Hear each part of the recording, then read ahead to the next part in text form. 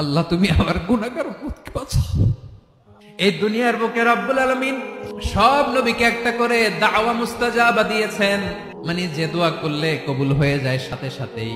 দুনিয়ার সব নবীরা ওই দোয়াটা দুনিয়ায় করে ফেলেছে।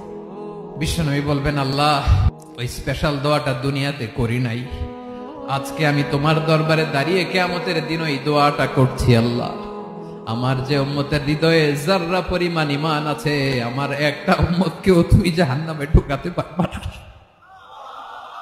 বিশ্বনবী পাগলের মতো একবার হাউজে কাউসারে যাবেন, একবার সিরাতে যাবেন, একবার পুলসিরাতের দিকে, একবার হাউজে কাউসারের দিকে, পাগলের মতো দৌড়াতে থাকবেন, তার কোন গুনাহগার উম্মত যাতে জাহান্নামে ঢুকে না যায়। উম্মতি বিশ্বনবী আমার জন্য কাঁদবেন, আপনার জন্য কাঁদবেন, আমাদের জন্য সেদিন কেঁদে কেঁদে জাহান্নামের দরজায় দাঁড়িয়ে আমাদেরকে টেনে টেনে জান্নাতে ঢুকাবেন।